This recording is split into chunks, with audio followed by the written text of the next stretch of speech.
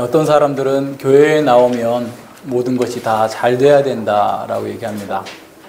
내 영혼이 잘된 같이 내 육체도 건강하고 사업도 번성하는 것이 하나님의 규범적인 뜻이다라고 얘기하는 거죠. 그러나 이런 말은 아무리 잘 봐줘도 그것은 반쪽짜리 진리도 되지 못합니다.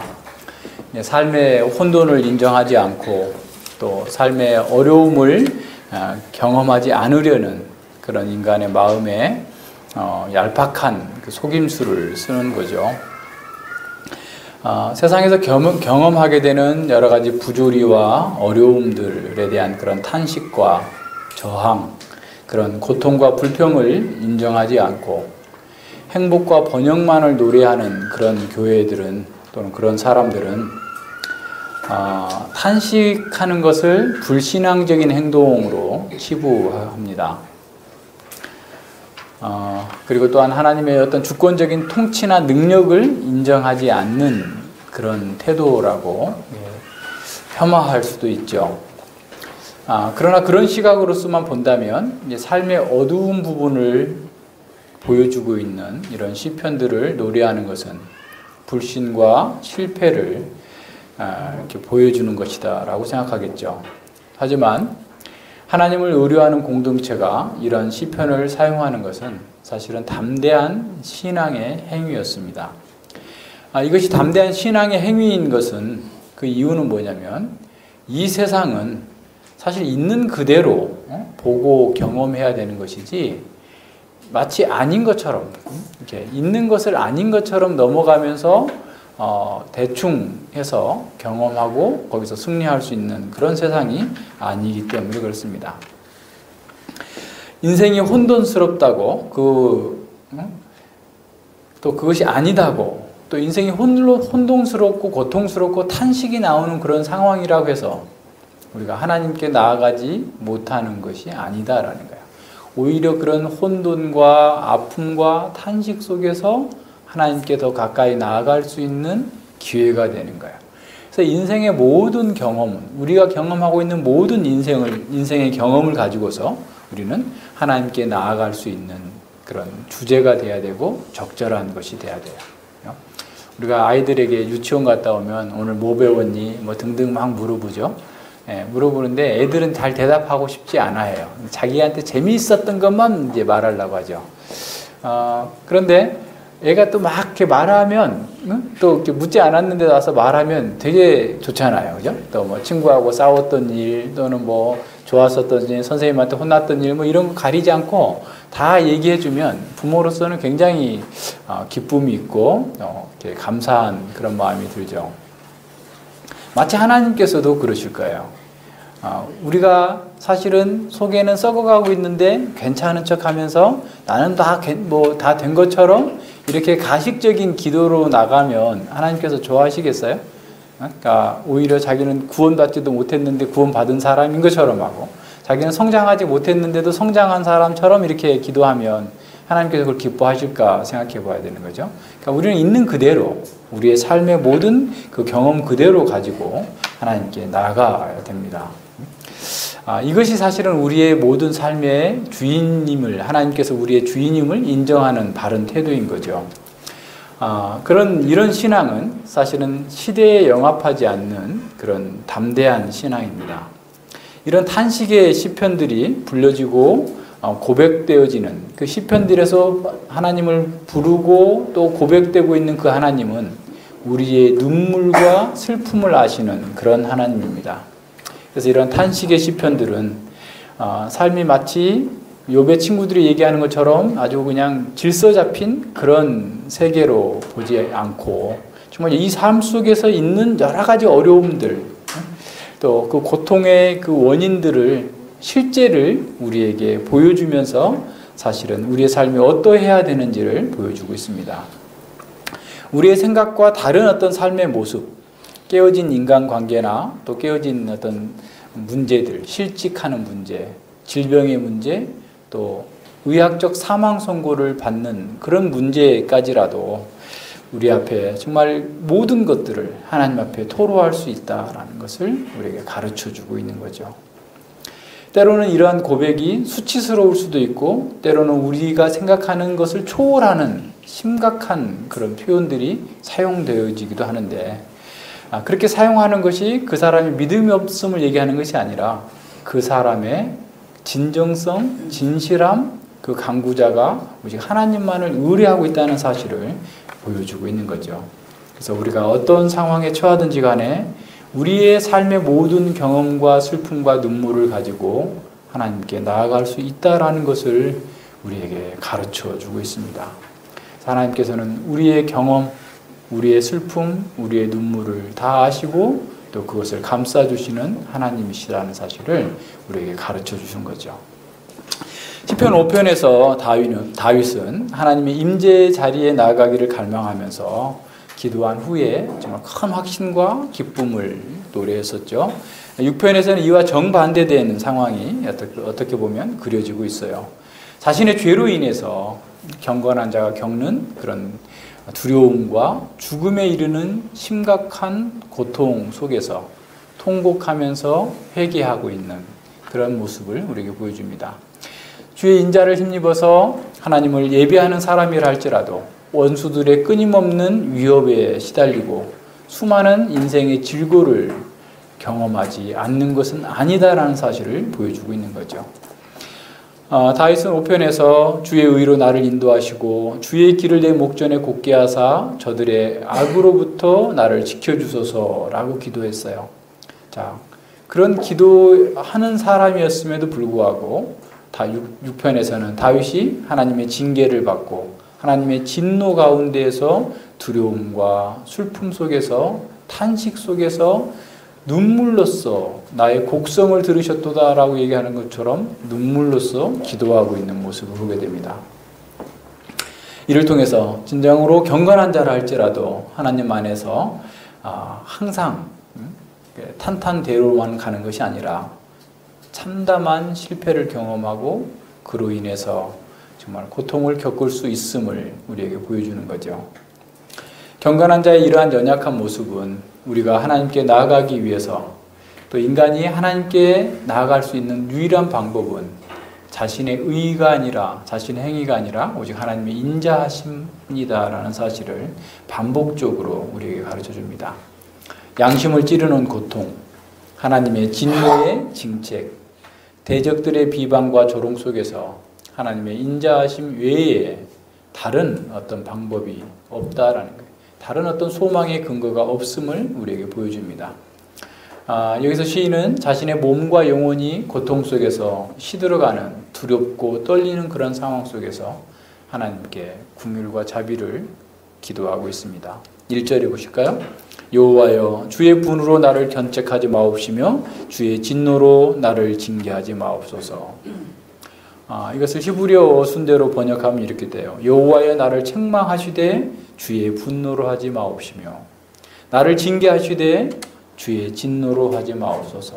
자, 하나님께서 지금 다윗을 징계하고 있어요. 책망하고 있어요. 그런데 그 하나님의 분노로서 자기를 징계하지 말아달라라고 하는 거죠. 다윗은 자신의 비참한 상태를 설명하기 전에 하나님께 진노를 품고 자신을 견책하거나 징벌하지 말아달라. 견책하고 징벌을 받더라도 하나님의 분노가 너무 무섭고 두렵다라는 것을 표현하고 있습니다. 그래서 견책하다라는 말은 그 사람의 삶에 있어서 죄를 일일이 캐내가지고 그 책임을 따지고 책망한다라는 의미를 갖고 있고요. 징계한다라는 말은 바르게 하다, 어그러진 것을 똑바르게 하다라는 거예요. 그러니까 아버지가 자녀들을 훈계하는 것에 사용되는 단어가 바로 이 징계죠. 그래서 징계는 죄의 책임을 물어서 합당한 벌을 내리는 것으로 끝나는 것이 아니라 그 죄에서 완전히 돌이켜서 바로잡아서 온전한 사람으로 만들어주는 것을 징계한다라는 말이에요. 그래서 이 징계한다, 견책한다, 징계한다 말은 다 평행법이죠. 이것은 성경에서 주로 잘못된 것을 바로잡고 훈육해서 올바르게 한다라는 의미로 사용되었어요. 잠언 3장에서 나오죠. 잠언 3장 11절과 12절에 보면 내 아들아 여호와의 징계를 경히 여기지 말라. 굳굳이람을 싫어하지 말라. 대저 여호와께서 그 사랑하시는 자를 징계하시기를 마치 아비가 그 기뻐하는 아들을 징계함 같이 하시느니라. 이 말씀이 히브리서 12장 5절과 13절에서도 동일하게 나와요. 그러니까 징계함, 훈육함, 바르게 함을 의미하고 있는 거죠. 자, 하나님께서 그를 사랑했기 때문에 계속해서 죄를 짓다가 영원한 멸망으로 빠지지 않도록 아주 진노하심으로 징계하시는 거죠. 그래서 징계는 어떤 면에서 하나님의 아픈 사랑의 표현이라고 할 수 있어요. 자식을 징계하는 것을 좋아하는 부모가 어디 있겠어요? 하나님께서 그 자녀들을 징계하시는 것은 정말 사랑하는데 자신의 아픔을 견디면서 우리를 죄를 버리게 하시고 온전하게 하시는 그런 사랑의 방법입니다. 하나님께서는 경건한 자를 버리지 아니하시고 징계해서라도 그가 바른 삶으로 돌아올 수 있도록 만들어 주시는 거죠. 따라서 어떤 면에서 우리처럼 부패한 상태에 있는 사람들은 하나님의 징계가 오히려 복이 되는 것이죠. 왜냐하면 죄를 버리고 멸망에 빠지지 않고 하나님의 사람으로 온전케 될 수 있는 기회를 제공해 주기 때문에 그렇습니다. 그러나 이 징계가 하나님의 사랑의 매라고 그래서 결코 견디기 쉬운 것은 아닙니다. 우리를 사랑하셔서 때리는 매일지라도 하나님의 진노의 시선은 두렵고 고통스럽습니다. 그래서 다윗은 하나님께서 자신의 죄에 대해서 진노하셔서 그 죄를 드러내시고 책망하시는 것이 너무나 고통스럽다고 호소하고 있는 거죠. 자신에게 닥친 고난이 하나님의 징계임을 인정하면서 또 거기 속에서 죄에 대해서 회개하고 있는 것이 포함되어 있는 거죠. 그래서 정말 이 징계를 통하여서 죄를 교정하는 그런 수단이긴 하지만 하나님의 진노가 계속해서 분노와 진노로 반복되어지면서 정말 그 고통이 생생하게 또한 묘사되고 있음을 보게 됩니다. 2절과 3절에 보면 고통 중에서 다윗은 하나님을 향하여서 이렇게 외치고 있죠. 여호와여 내가 수척하여 싸우니 긍휼히 여기소서. 여호와여 나의 뼈가 떨리오니 나를 고치소서. 나의 영혼도 심히 떨리나이다. 여호와여 어느 때까지니까. 여호와여 내가 수척하여 싸우니, 수척하다라는 말은 시들어 말라버린다라는 의미예요. 그러니까 초목이 생기를 잃고서 그냥 시들어가는 것처럼 활짝 폈던 꽃이 완전히 시들어서 이렇게 추한 상태로 떨어져 가고 있는 것처럼 그의 몸과 영혼이 어떤 면에서 무너져 내리고 있음을 이렇게 표현하고 있는 거죠. 죄에 대해서 분노하시는 하나님의 엄유하신 징계에 자신의 육체와 영혼이 무너지고 시들어가는 고통을 견디지 못해서 마음 깊은 곳에서부터 여호와여 긍휼히 여기소서라고 부르짖고 있는 것입니다. 나의 뼈가 떨리오니라고 하는 말은 이 뼈는 사람을 지탱하는 골격이죠. 그죠? 그래서 뼛속까지, 골수까지라는 말은 인간의 가장 근본적인 부분까지를 표현하는 그런 말인데 나의 뼈가 떨린다는 것은 자신을 지탱하고 있는 그 근원이 다 흔들리고 있다, 무너져 내리고 있다라는 거예요. 떨린다라는 말은 경악하다라고 할 정도로 심각한 그 두려움을 갖고 이렇게 말하고 있는 그런 표현입니다.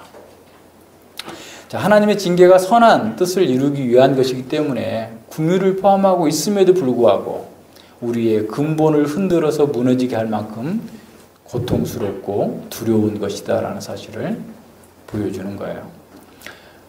다윗이 밧세바와 간음한 그 죄에 대한 하나님의 징계는 이처럼 두려운 것입니다. 사무엘하 12장 10절에서 칼이 내 집을 떠나지 아니하리라라고 말씀하신 대로 그 징계가 이루어질 때 다윗은 이처럼 심각한 두려움과 고통에 사로잡히게 되고 차마 눈뜨고는 볼 수 없는 그런 비참한 광경들을 바라보면서 그의 영혼과 그의 몸이 다 무너져 내리는 것 같은 그런 느낌을 갖게 된 거죠. 나의 영혼도 심히 떨리나이다. 여호와여 어느 때까지니까. 자, 온 영혼이 주의 분노와 징계로 말미암아서 심하게 떨리는, 경악하고 있는 고통을 겪게 되는 거죠. 항상 부모에게 사랑만 받았던 아이가 부모가 크게 화를 내면서 매를 들었을 때 부들부들 떨면서 경악하는 것처럼 하나님의 사랑의 하나님, 정말 그 자신의 모든 필요를 채우시고 인도하셨던 그 하나님께서 그의 죄에 대해서 경악할 정도로 진노하시고 있는 그 상황을 경험하면서 지금 다윗은 몸과 영혼이 함께 무너져 내리고 있다라고 고백하고 있는 거예요. 심한 공포와 두려움에 빠져 있음을 보여줍니다. 물론 다윗은 이것이 하나님의 사랑의 매이기 때문에 언젠가는 이 징계가 끝날 것을 알고 있었을 거예요. 그렇지만 그는 너무나 그 고통이 심각하기 때문에 여호와여 어느 때까지니까 라고 탄식하지 않을 수 없었던 것이죠. 다윗은 자신의 도망치는 과정 속에서 육체의 질병도 얻은 것 같고, 그리고 그 마음이 그 압살롬의 자신이 가장 사랑했던 자식이 하는 그 행동과 그 과정들을 보면서 자신을 따랐던, 자신이 사랑했던 부하들이 배반하고 원수가 되었던 그 상황을 보면서 정서적으로, 육체적으로 심각한 무너져 내림을 경험하고 있었던 거예요. 그래서 어느 때까지니까 하고 그 다음 말이 이어져야 되는데, 내가 심히 두렵습니다, 제발 어떻게 해주십시오라는 말이 있어야 되는데 불완전한 문장으로 끝나고 있어요. 그러니까 자신이 어찌할 바를 모르고 있는 그 상황을 표현하는 것이죠. 다윗은 약하고 두려워했습니다. 정말 더 절망스러운 것은 그러한 그 모든 것이 자신의 죄로 말미암아서 기인됐다라고 하는 사실을 그는 알고 있었던 것이죠.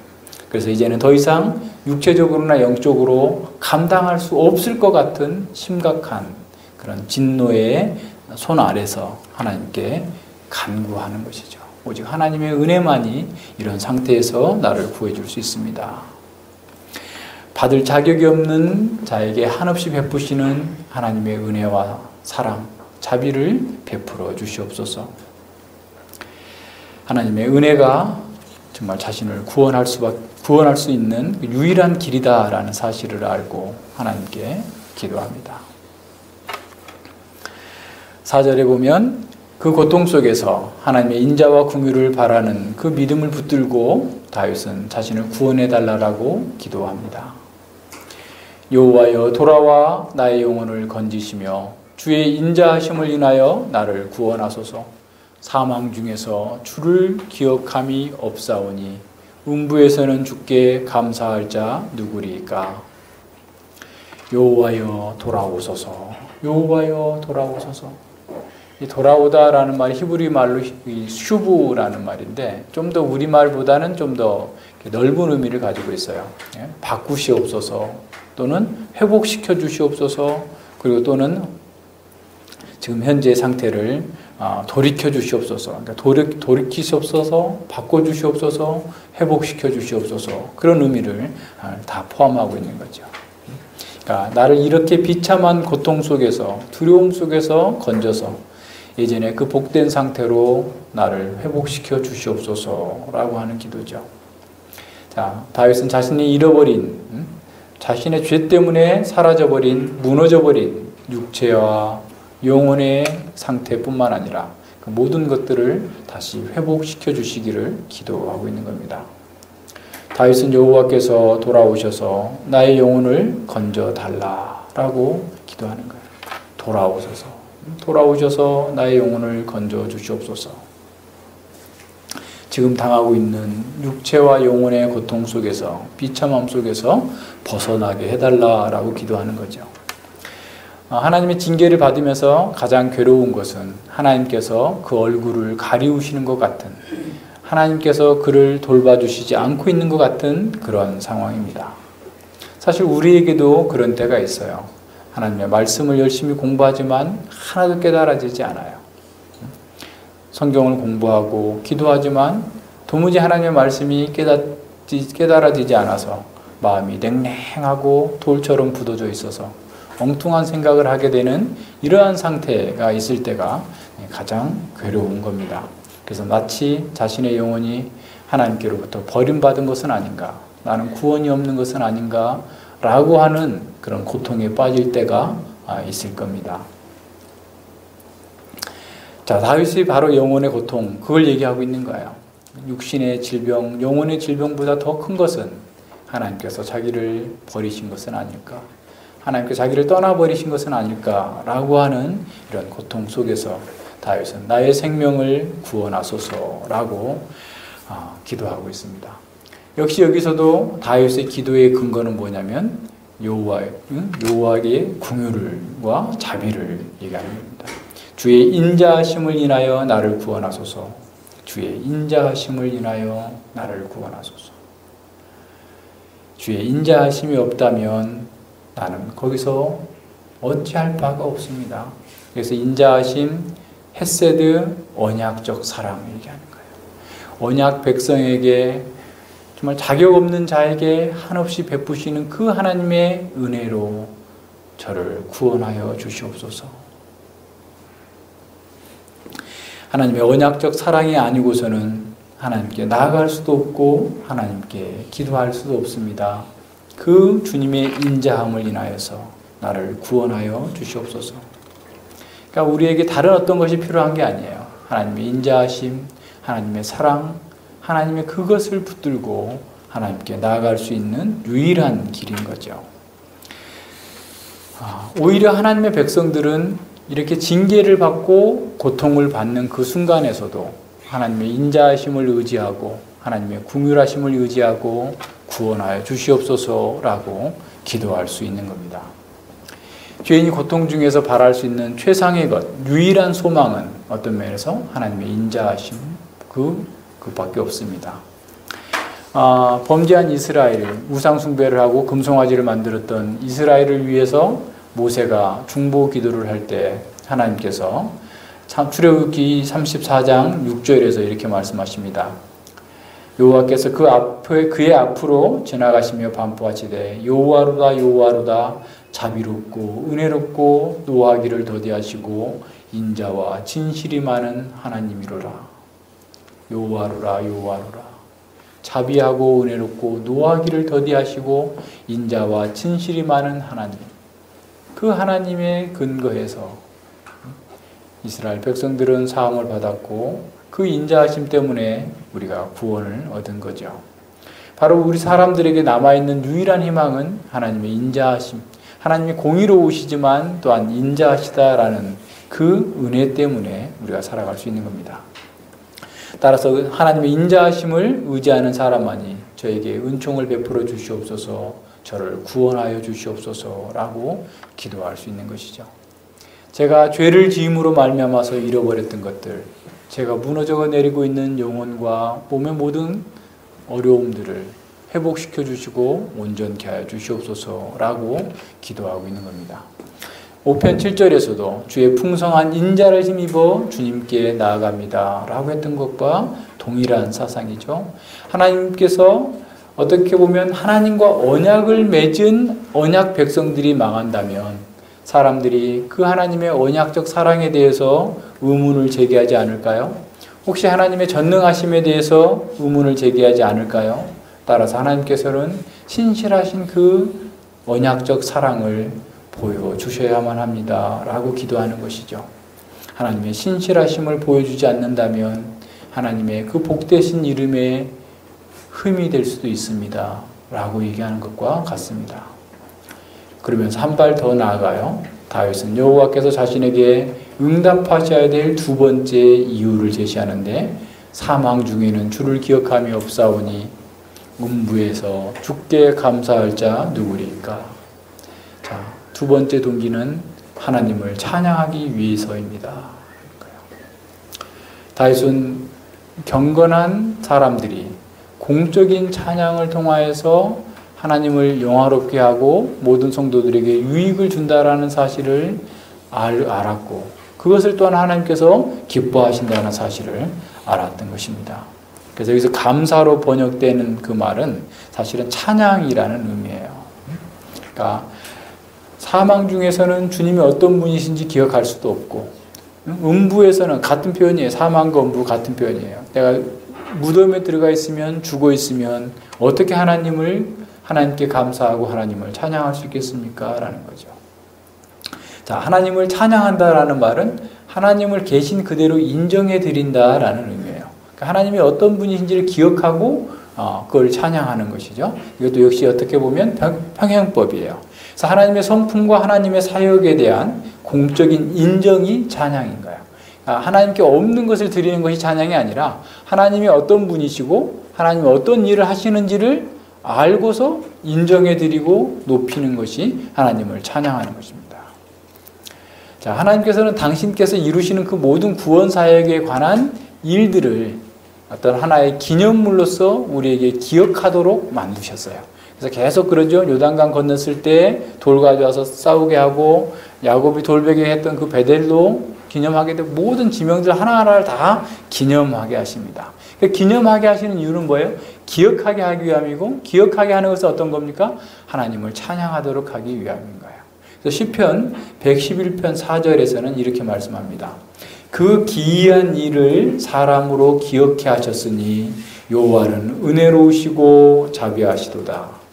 하나님께서 행하신 그 모든 기이한 일들을 사람들에게 기억하게 하셨으니 여호와는 은혜로우시고 자비하시도다. 하나님의 구원하심을 기억하는 방식은 하나님을 찬양하는 것을 통해서 기억 속에 간직하는 거예요. 자, 기억하고 찬양하고 그 찬양을 통해서 또다시 우리의 기억을 강화시켜 주는 거죠. 그래서 그 신명기 32장에 보면 모세가 하나님께서 자신들을 구원해 주신 것을 노래를 만들어 가지고 이스라엘 백성들이 부르도록 하는 거야.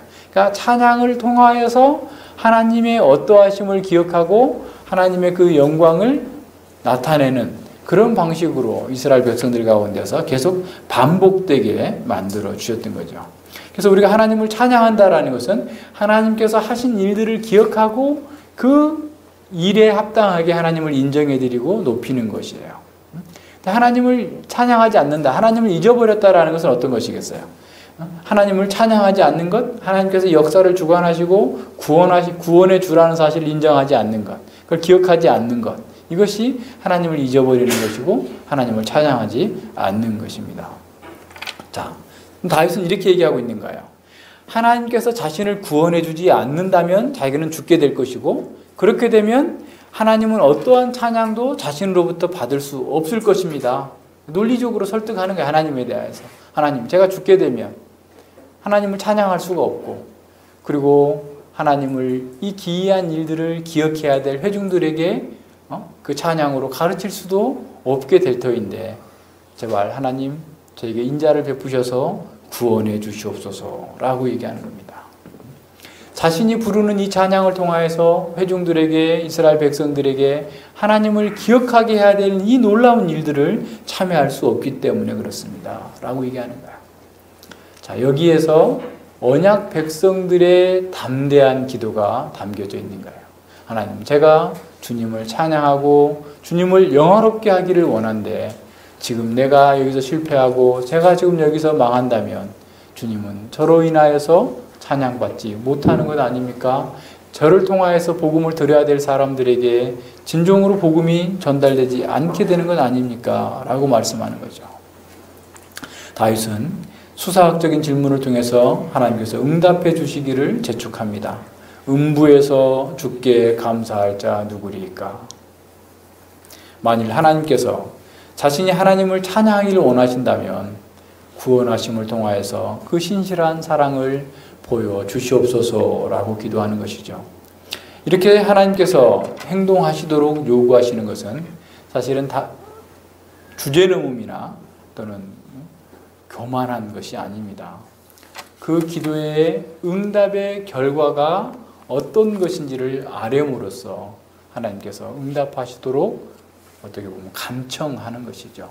다시 말해서 하나님께서 영광을 받으시고 사람들의 믿음을 강화시키도록 견고하게 할 수 있도록 저에게 은혜 베풀어 주시옵소서. 다시 말하면 내만 잘 먹고 잘 살기 위해서가 아니고 제가 구원받음으로써 하나님의 영광이 드러나고 하나님의 영광을 찬양하는 것을 통하여서 많은 사람들의 믿음이 견고해지고 하나님 나라가 견고해질 수 있도록 하기 위하여서 저를 구원해 주시옵소서라고 기도하는 거예요.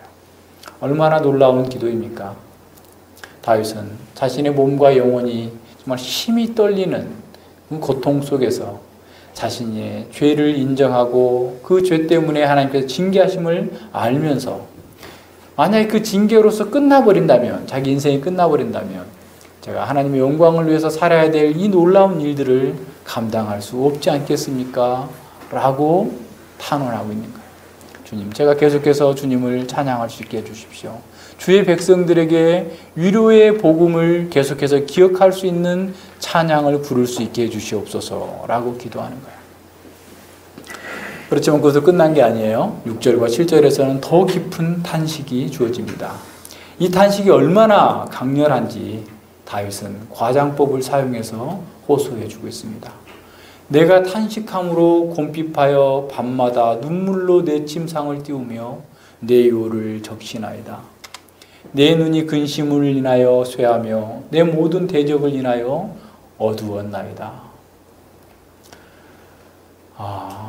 다윗은 자신이 무너지는 육체와 그 영혼의 고통보다도 자신이 범죄해서 하나님의 영광이 회방당하고 있는 것에 대한, 그리고 하나님이 조롱당하고 있는 것에 대한 고통과 슬픔이 이처럼 컸다라는 것을 이렇게 말씀드리고 있는 거예요. 하나님의 백성들이 고난을 당하면 세상 사람들은 동정하거나 슬퍼하지 않아요. 오히려 어떻게 하죠? 멸시하고 조롱하는 거죠. 저거 뭐 예수님만 믿는다더니 잘 됐구만 하면서 우리 가족들이라도 왜 예수님 믿는 사람이 아프는 거야? 라고 얘기하면서 조롱하죠. 왜 예수님 믿는 사람이 이렇게 일이 잘 안 돼? 라는 식으로 얘기하는 겁니다. 그럴 때 다윗은 참으로 자신으로 인하여서 하나님의 영광이 회방되는 것을 통해서 정말 밤마다 눈물로 침상을 띄우고 이렇게 요를 적시는 것처럼 이렇게 고통스러운 그런 상황을 보여주고 있는 거죠. 그러니까 세상 사람들은 우리가 어떻게 보면 하나님 앞에서 징계받고 연단받는 그 과정이 슬퍼 보이는 그런 상황 속에서 그 고통을 더하기 위해서 어떻게 보면 상처에 초를 치는 것처럼 더 크게 아프게 말하고 있는 거죠. 그런 상황에서 다윗은 탄식하면서 얘기합니다. 사단은 늘 그렇게 얘기해요. 우리가 범죄하도록 계속해서 유혹하죠. 그러고 난 다음에 범죄하고 난 다음에 어떻게 됩니까? 우리를 짓밟아버려요. 그거 봐. 너는 구원받지 못한 자야. 너 같은 애를 하나님께서 사랑하시겠어? 너 하는 짓 봐라. 네가 어떻게 구원받은 사람이냐? 네가 어떻게 그리스도인이라고 말할 수 있겠어? 라고 하면서 절망하고 낙담하게 하고 결국 하나님께로부터 떠나도록 우리를 계속 참소하고 고소하는 것이죠. 사단이 우리의 양심을 찌르는 그런 것은 사실 우리의 죄를 드러내기는 어떻게 보면 선순환적인 어떤 기능도 있어요. 사실은. 그렇지만 그렇게 하는 목적이 뭐냐면 우리를 절망하게 하고 하나님께로부터 떠나게 만드는 것입니다. 근데 성령께서 우리에게 이런 그 양심의 가책을 주시고 죄를 깨닫게 하시는 것은 사실은 하나님께 대한 두려움이 생겨나게 해요. 그러니까 정말 성령으로 말미암아서 죄를 깨닫는 사람은 하나님을 두려워하게 되고 그리고 회개하고 그 죄에서 떠나게 되는 거룩한 사람으로 나아가게 됩니다. 사탄은 양심의 가책에서 머물고 하나님께서 떠나고 마음은 더 굳어진 상태로 자기 변명을 하도록 만들어 버리는 것이죠. 자, 우리도 때로는 우리가 죄를 짓고 잘못을 했기 때문에 하나님께 나아가지 못하고 이 절망에 빠지는 탄식하는 그런 순간이 있을 수 있을 거예요. 사단은 계속해서 우리 공격합니다. 너 순엉터리구나. 너는 분명히 어떻게 보면 어떤 외형적인 그리스도인에 불과해. 그렇지 않다면 너에게서 나오는 것이 그렇게 엉망일 수 없어. 라고 하면서 우리를 고소하는 거예요. 그럴 때 우리는 어떻게 해야 되겠어요? 잠시 평강을 상실할 수 있지만 하나님께 나아가야 돼요. 다윗처럼 여호와여 주의 인자하심을 인하여 저를 긍휼히 여기소서 하면서 동시에 자신의 죄에 대하여서 이처럼 깊이 탄식해야 됩니다. 다윗은 하나님의 징계로 인하여서 고통당하기 때문에 탄식한 것이라고 생각하면 안 돼요. 그것이 1차적인 것이지만 그가 탄식하는 것은 자신으로 인하여서 하나님의 영광이 드러나지 못하고 있는 그 상황에 대하여서 이처럼 탄식하고 하나님께 부르짖고 있는 거예요. 얼마나 강렬합니까?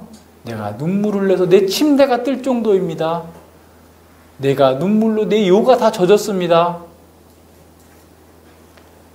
자, 다윗이 이렇게 과장법을 사용하는 것은 그의 탄식이, 그의 슬픔이 얼마나 큰 것인지를 우리에게 다가오게 전달하려고 하는 거예요. 그 말 이해하겠어요? 다윗의 마음을 이해할 수 있죠? 그럴 정도로 그가 하나님께 징계를 당하면서 하나님의 영광에 해방당한 것을 보면서 정말 심각하게 탄식하고 있는 겁니다. 하나님께서는 하나님의 백성들이 죄를 짓고서도 아무렇지도 않게 여기는 것처럼 보일 때 가장 마음 아파하실 거예요. 우리 자식들이 부모에게 죄를 짓고 잘못을 하고 있는데도 하면서도 아무렇지도 않은 것처럼, 아무 짓도 안 한 것처럼, 자기가 되게 떳떳하고 자기는 무슨 자격이 있는 것처럼 뭔가를 부모에게 요구할 때 우리의 마음이 정말 찢어지듯 아픈 것처럼 하나님께서도 그러실 거예요. 우리가 죄를 짓고 나서 정말 다윗처럼 탄식할 때 하나님께서 오히려 기뻐하셔요. 오히려 탄식하지 않고 자기가 대단히 잘난 사람이고 이거 누구나 다 실수하는 건데 왜 나한테만 꼭 그래요? 라고 얘기한다면 얼마나 그 마음이 아프겠어요. 이와 같은 탄식이야말로 그 사람의 신앙이 진실하다라는 것을 보여주는 겁니다. 대단한 고백을 해서가 아니라 자신의 죄 때문에 하나님의 영광이 회방당하는 것을 이와 같이 탄식하는 것이야말로 그 사람이 진실한 신앙인이다 라고 말해주는 거예요. 또 한편에서는 하나님께서 그를 불쌍히 여길 수 있는 명분을 주는 거예요. 이렇게 자기의 죄에 대해서 탄식하고 하나님 앞에서 탄식하는 이 사람을 하나님께서 긍휼히 여기시고자 하는 명분을 주는 거죠. 물론 하나님께서 명분이 없다고 해서 일하시지 않는 건 아니지만 우리가 그렇잖아요. 자녀가 정말 잘못했습니다. 용서해 주세요. 다시 안 그럴게요. 라고 울면서 나올 때 그걸 거절할 수 있는 사람이 없는 것처럼 하나님께서 그렇게 하실 거란 말이에요. 다윗은 얼마나 울고 얼마나 탄식하고 얼마나 괴로움 가운데에서 있었는지 자신의 눈이 다 안 보일 정도로 피곤합니다라는 거예요.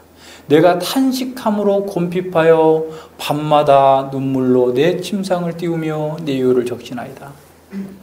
깊은 탄식으로 영혼과 육신이 완전히 지쳐가지고 잠을 자야 되는데도 불구하고 잠잘 힘도 없이 오히려 불면증과 싸우고 있는, 잠 한숨 자지 못하고 온 밤을 하나님 앞에서 고통 속에서 부르짖고 있는 그 모습을 보여주고 있는 거예요. 원수들의 조롱이 그 귓가를 계속 맴돌고 심한 피로와 정말 그 불면증 속에서 하나님께로부터 분리됐다고 하는 극한 소외감 속에서 하나님을 찾고 부르면서 탄식하고 밤을 지새우는 이러한 지금 다윗의 모습을 우리에게 볼 수 있는 겁니다. 내 눈이 근심하여 쇠하여 내 모든 대적을 인하여 어두워졌나이다. 눈물을 너무 많이 흘려서 기운이 없고 그래서 눈의 힘까지도 다 없어서 제대로 사물을 볼 수 없을 정도까지 제가 탄식하면서 울었나이다 라고 얘기하는 거죠. 자, 눈은 보통 건강과 힘을 상징하는 아름다움을 보여주는 그런 척도로 사용됐죠. 그래서 그 모세는 120세가 됐는데도 그 눈이 힘이 있었어요. 야곱이 라헬과 레아 중에서 라헬을 사랑한 것은 레아는 알력이 약했다.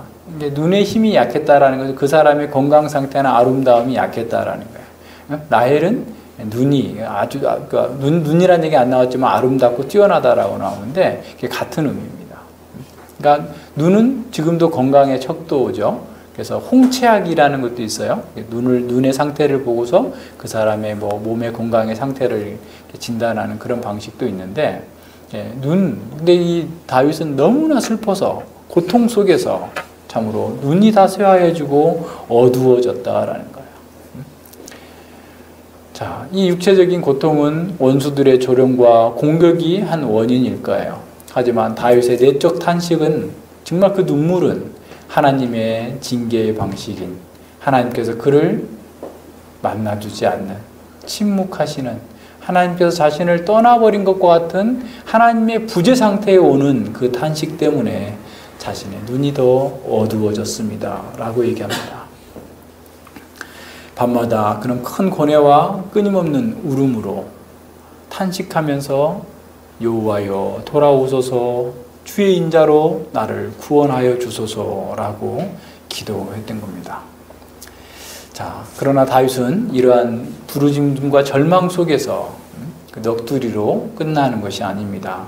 그는 그러한 상황 속에서도 하나님의 인자하심을 기억하고 의지하는 것으로 구원을 바라면서 새롭게 기도를 합니다. 8절에 보면 행악하는 너희는 다 나를 떠나라 여호와께서 내 곡성을 들으셨도다. 자신이 울면서 기도하고 있는 그 기도를 여호와께서 들으셨다라고 선언하고 있습니다. 자, 원수들의 그 구체적인 정체가 뭐냐면 행악하는 자들이에요. 행악하는 너희는 그랬죠. 다윗을 개인적으로 괴롭히는 것 정도가 아니라 하나님 나라와 하나님을 공격하는 대적자와 행악자들이다라는 겁니다.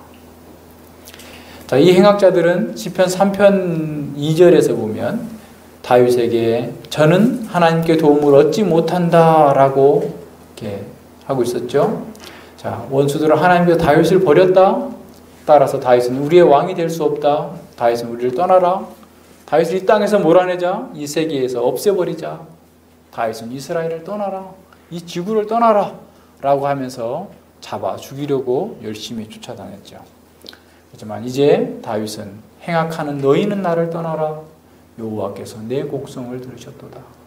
행악하는 너희들은 하나님의 이름을 부르면서도 하나님께서 택하신 자를 죽이고자 하는 너희가 오히려 나를 떠나야 된다라는 거야. 왜냐하면 하나님께서 내가 울면서 부르짖는 이 기도를 들으셨기 때문이다라는 거야. 자, 그렇다면 다윗에게 어떻게 이렇게 급격하게 심경의 변화가 되었을지 한번 생각해 봅시다. 자, 우선은 여호와께서 내 곡성을 들으셨도다라는 거예요. 그가 죄를 회개하고 정말 슬픔 가운데 탄식하면서 통곡하는 그 기도를 하나님께서 들어주셨다라는 것에 있어요. 자, 그러면 다윗은 무엇으로 하나님께서 자신의 기도를 들으셨다라는 확신을 가질 수 있었을까요? 두 가지로 생각해 볼 수 있는데, 첫 번째는 제사장을 통해서 주어진 하나님의 말씀을 들었을 수가 있죠. 사무엘의 어머니 한나가 이렇게 술이 취한 듯이 계속해서 중얼거리면서 기도할 때 엘리 제사장이 그에게 축복하자 한나가 기쁨 가운데에서 다시는 수심이 없이 내려갔던 것처럼 제사장을 통해서 하나님의 말씀이 다윗에게 전달되어 줄 수도 있어요. 그러나 또 한편에서는 다윗은 이미 알고 있는, 이미 받았던 그 하나님의 말씀이 그의 기도 가운데에서 큰 확신으로 주어져서 그것을 응답으로 받은 것으로 보여집니다. 수많은 말씀들이 있죠. 예를 들어서 모세가 기록했던 것처럼 이스라엘이여 너는 행복자로다.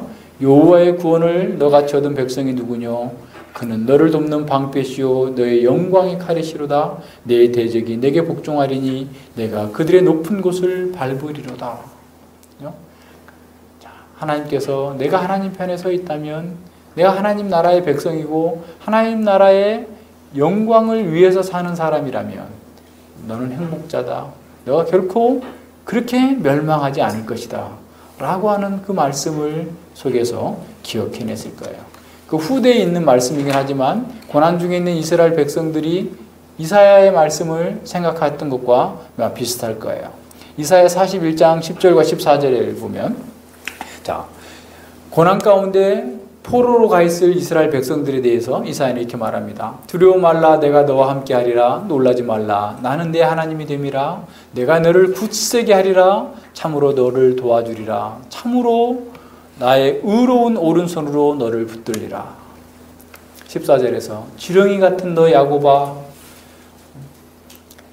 메소포타미아에서 운하를 파면서 흙처럼 흙을 온몸에 뒤집어 쓰고 일하고 있는 유다 포로들, 지렁이와 같은, 자신들을 지렁이처럼 생각하고 있는 그 지렁이 같은 이스라엘 백성들 야곱아, 너희 이스라엘 사람들아 두려워 말라. 나 여호와가 말하노니 내가 너를 도울 것이라.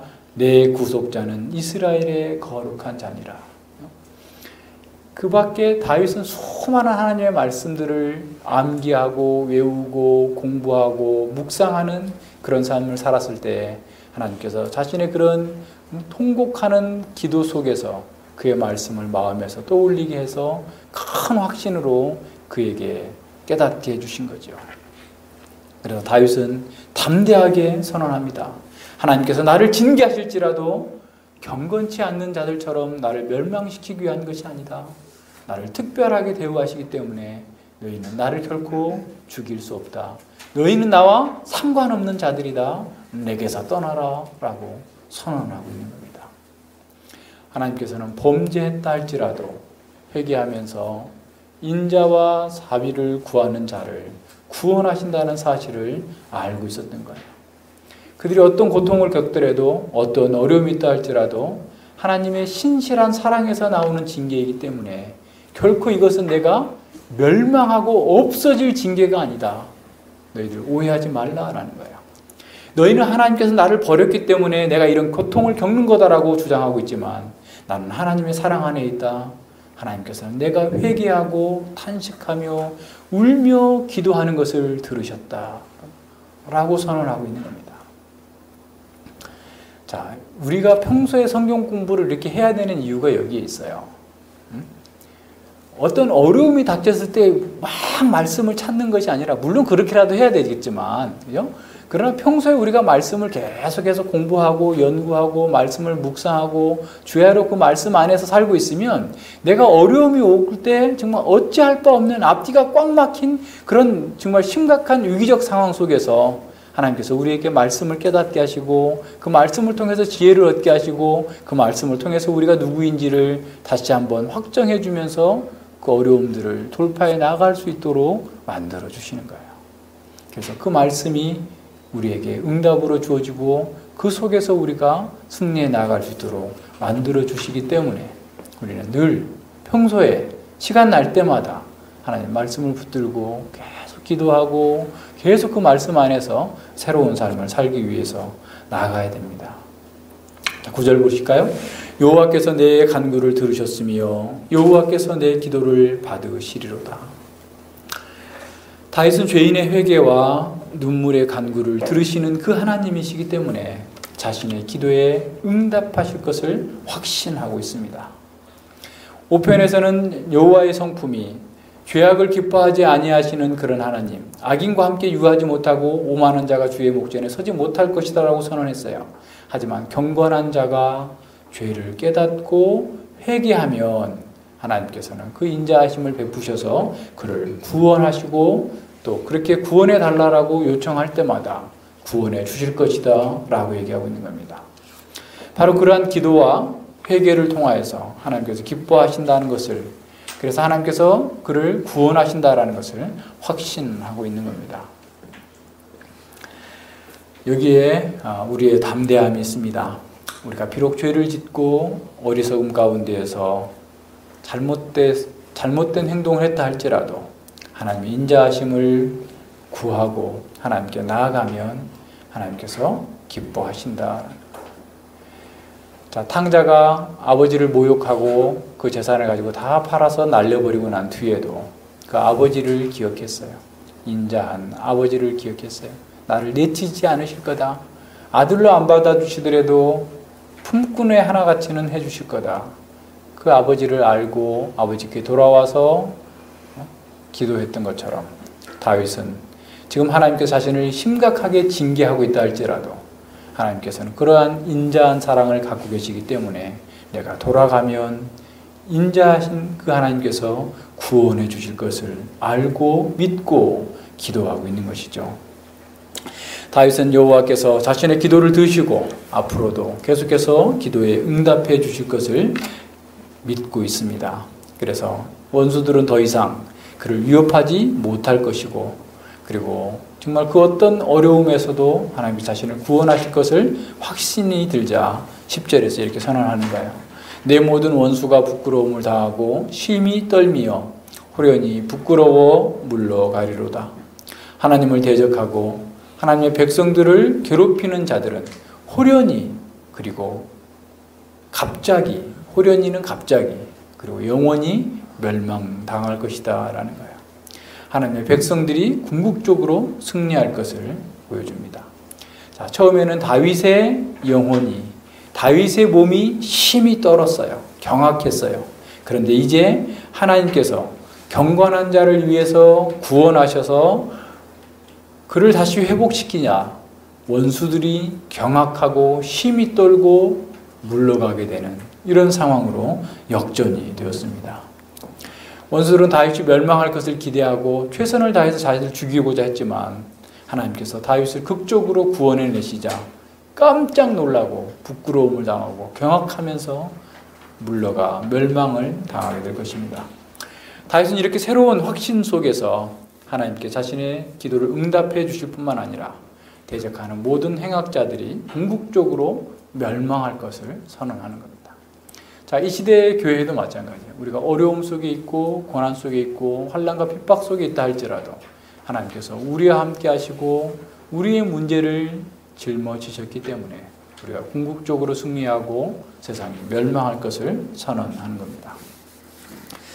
지난주 목요일에 제가 그 경기도 이천에 계시는 그 개혁파 목사님을 몇 분 목사님들이랑 함께 방문했어요. 이 목사님께서 아주 이렇게 점잖으시고 신앙과 삶이 참 잘 이렇게 겸비된 훌륭한 목사님이셔서 평소에 이렇게 좀 찾아뵙고 싶었는데 마침 초대해 주셔서 가게 됐습니다. 이제 맛있는 점심을 이렇게 먹고요. 우리는 가서 이제 교제할 줄 알았는데 아니 도자기 박물관 이런 데를 이렇게 데려가시더라고요. 그래서 이것저것 이렇게 많이 굉장히 잘 해놨더라고. 근데 이제 그걸 보는데 마침 동국권 현대 도자기전이라고 하는 특별전이 있어요. 근데 거기 다 이렇게 그 전시실마다 그 가이드가 있더라고요. 그래서 가이드가 굉장히 친절하게 다니면서 사진도 찍어주고 또 이것저것 얘기도 해주고 그래요. 그런데 이제 왜 제 눈에 가장 그 인상 깊게 남았던 그 도자기는 어떤 거냐면, 그러니까 이제 그렇다면서요. 서로 이제 도자기가 이천, 여주 또 광주가 서로 자기네가 고장이다, 이렇게 본고장이다 이렇게 싸웠대요. 그런데 이제 그 여주는 생활 도자기를 많이 하고 이천은 예술 도자기를 많이 하기로 하고 광주에서는 무슨 황실 도자기, 고급 도자기를 하는 것으로 이렇게 결론이 냈대요. 그런데 이제 이천의 그 도자기 박물관은 예술품과 같은, 그러니까 어떤 예술적인 심미적인 어떤 그 아름다움을 표현하는 도자기들을 많이 전시하고 하는 것 같아요. 근데 이제 그 도자기들 중에 폴란드 작가가 만든 건데 그 신랑 신부의 상을 요만치하게 만들었어요. 근데 그걸 다 깨부셔가지고 다시 또 다 붙여놨어요. 그러면서 이제 그분이 그러는 거예요. 가이드 하시는 분이 뭘 이렇게 상징하는 것처럼 보이냐, 그렇게 묻는 거예요. 그래서 결혼하는, 서로 사랑해서 결혼하는 신랑과 신부임에도 불구하고 자신의 내면도 다 깨져서 파편화되고 서로의 관계도 깨져서 파편화된 것을 표현한 것 같다 라고 했더니 그 사람이 맞다고 하면서 또 이것저것 막 물어보는 거예요. 그래서 제가 위에 분과 관계가 회복되지 않으면 사람과의 관계는 회복되지 않습니다. 혹시 예수님 믿으세요? 물었어요. 안 믿는데요. 예수님과 관계가 회복돼야 사람들과의 관계가 회복될 수 있어요. 라고 하면서 이제 이렇게 얘기를 하면서 쭉 둘러봤는데, 자, 사람들도 이해를 하죠? 그 예술가들도 사람들의 문제, 그죠? 깨어진 관계, 내면도 깨어지고 서로의 관계도 깨어지고 결혼하는 사람의 얼굴이 행복하지가 않아, 표정 자체가. 이런 그 모습들을 이렇게 보여주면서 이 시대의 현대인들이 겪고 있는 어려움들, 그 안에도 여러 가지 작품들이 있는데 뭔가 자아에서 그 폐쇄된 그 상황 속에서 고통스러워하고 뭐 등등의 그런 예술적인 어떤 표현을 한 거죠. 자기 나름의 세상을 해석한 거죠. 근데 해결이 되지 않습니다. 하나님과의 관계가 회복되지 않으면 다른 모든 관계는 회복되지 않아요. 그래서 인생에게 있어서 가장 중요한 것은 뭐냐면 하나님과의 관계가 회복되는 겁니다. 하나님의 백성들에게도 마찬가지예요. 하나님 백성들에게 가장 큰 고통은 어떤 거냐면 하나님의 부재하는 거예요. 하나님께서 계시지 않는 것처럼 하나님께서 우리에게 얼굴을 돌려서 우리를 바라보시지 않는 그런 상황이 있을 때 우리는 가장 큰 고통에 처하게 돼요.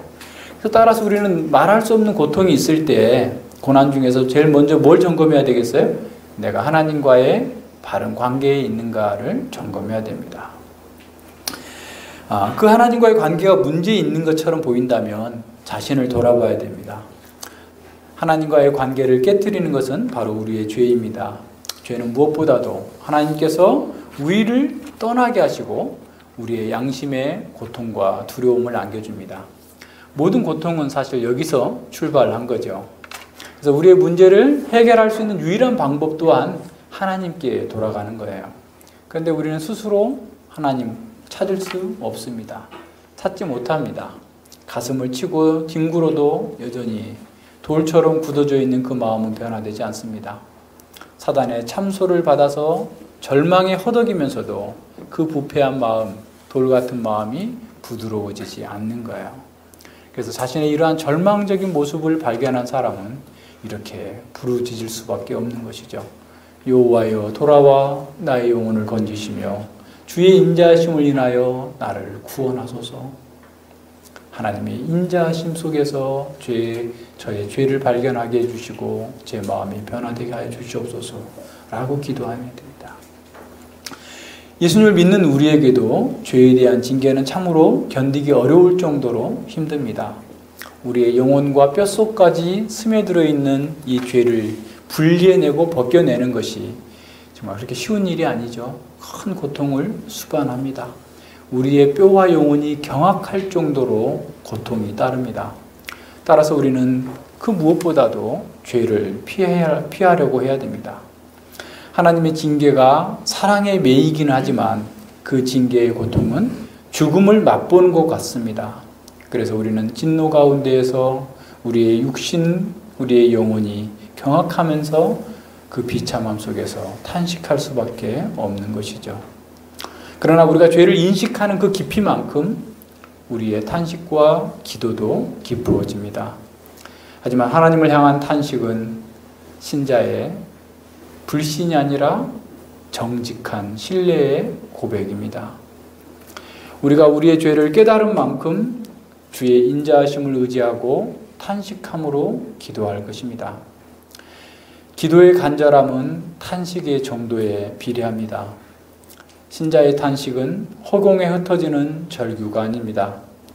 하나님을 향한 탄식은 우리의 기도가 하늘 보좌에 이르게 하는 절창, 정말 절대 음감을 가지고 모든 사람의 감동을 주는 그러한 절창의 수레인 것이죠.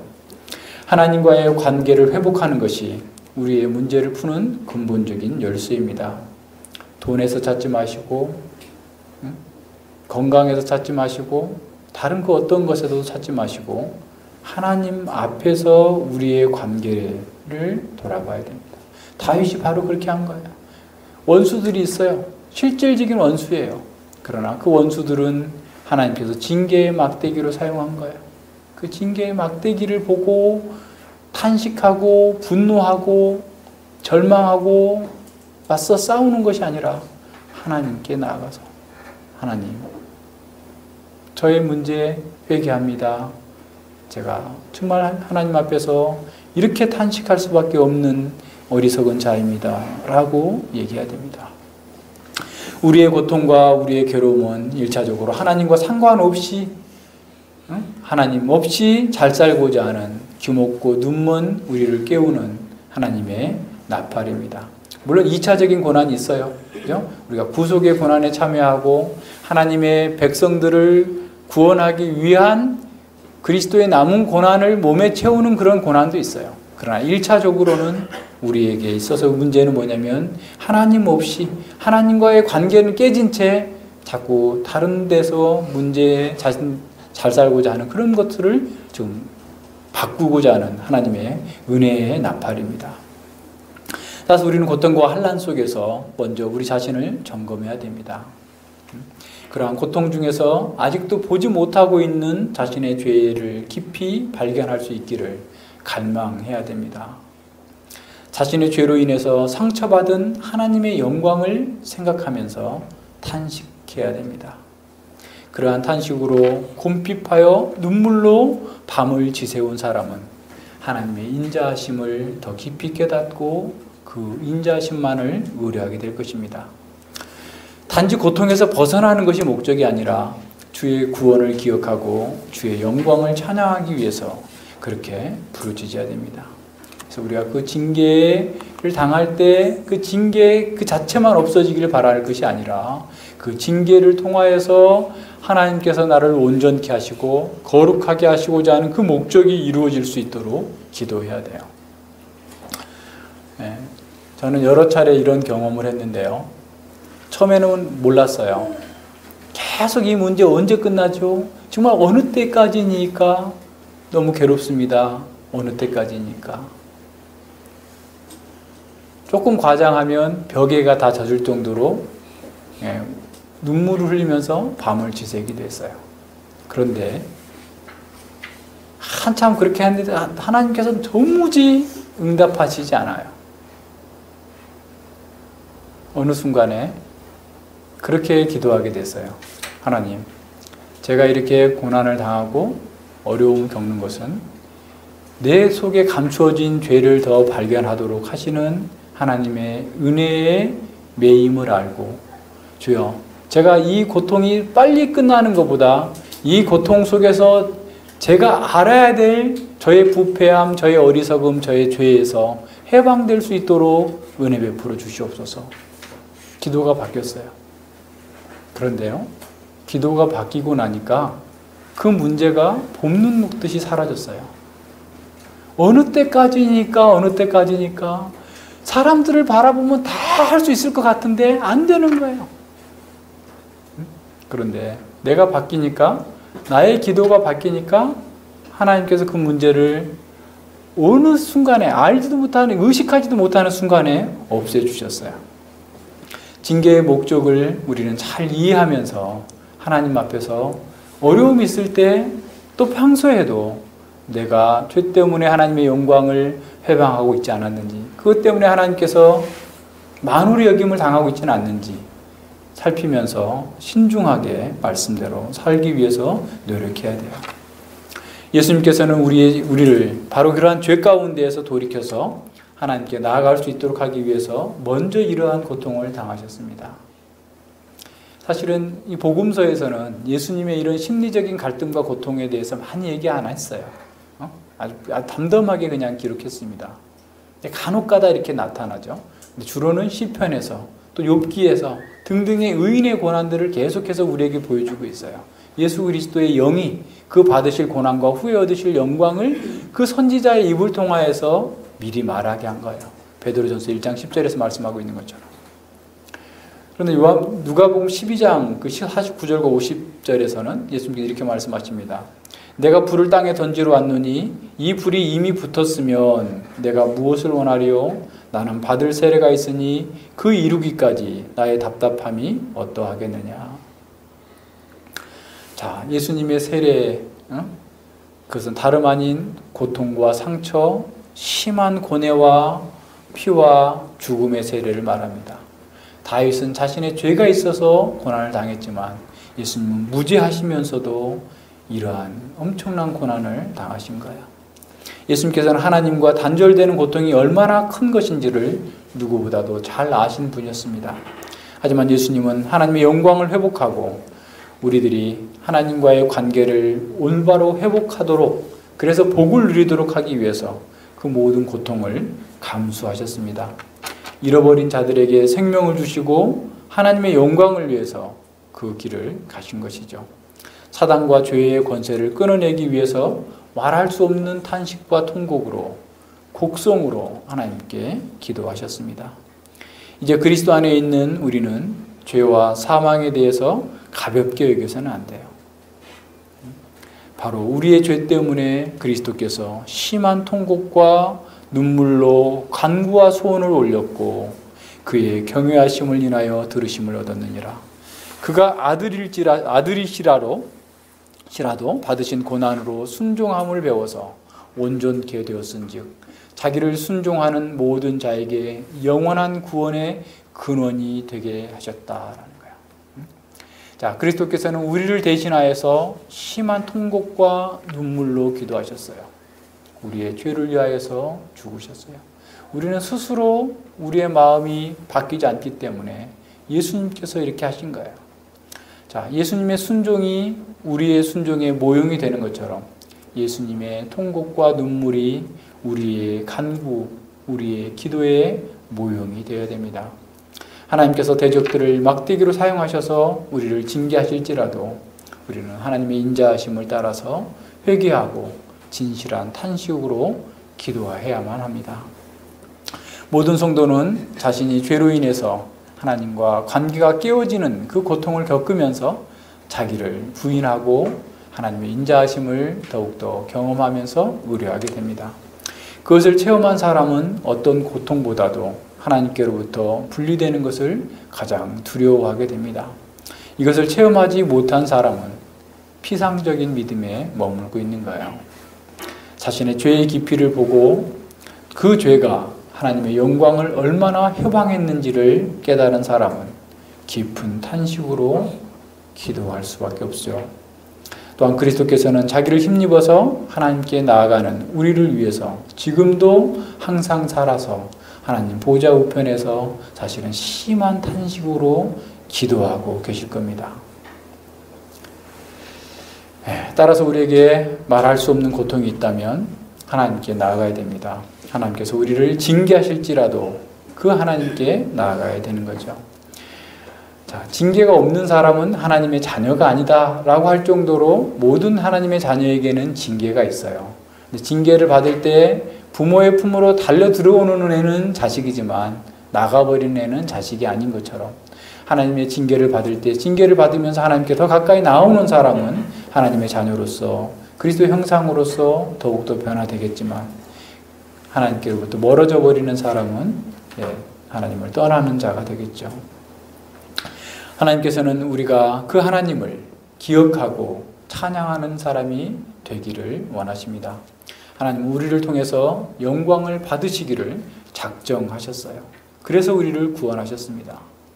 우리가 하나님과 바른 관계를 회복하여서 정말 행복한 노래, 그 영원히 하나님을 찬양하도록 우리를 구원하신 겁니다.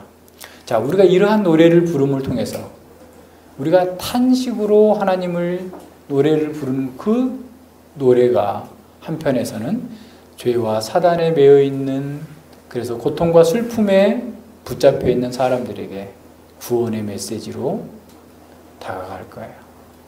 인생의 진정한 문제, 진정한 눈물에 젖은 빵을 먹는 사람, 그런 사람들에게 이 복음이 하나님과의 바른 관계 회복이 진정으로 그에게 유일한 희망이다라는 사실을 우리가 증거할 수 있게 됩니다.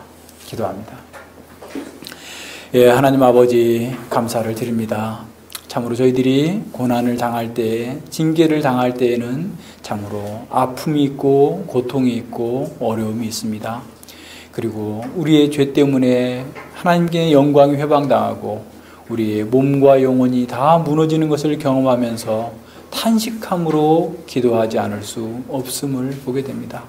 그러나 우리는 너무나 강팍하고 어리석어서 스스로 우리의 마음을 찢고 애통할 수조차 없었던 그런 우리들을 위하여서 그리스도께서 심한 강구와 통곡과 눈물과 곡성으로 하나님께 기도하시고 우리를 위하여서 죽어주시고 우리를 위하여서 생명의 길로 하나님께로 나아가는 길을 열어주셔서 주의 인자하심을 보여주셔서 우리도 말할 수 없는 죄인, 구제불능의 죄인이었지만 예수님 안에서 나타난 그 하나님의 인자를 붙들고 힘입어서 하나님께 나아가서 참으로 복을 누릴 수 있는 이렇게 놀라운 신분이 되었다는 사실을 알고 믿고 행할 수 있도록 은혜 주시니 진실로 감사를 드립니다. 이제 우리가 다른 허탄한 것들을 붙들지 아니하고 온전히 주의 인자하심만을 붙들고 주님의 그 은혜로운 구원의 역사를 날마다 우리의 입과 우리의 삶으로 찬양을 통하여서 아직도 절망과 슬픔 속에서 고통당하고 있는 사람들에게 복음을 증거하는 살아있는 그리스도의 편지로서 나아갈 수 있도록 함께하여 주시옵소서. 감사드리며 예수님 이름으로 기도드립니다. 아멘.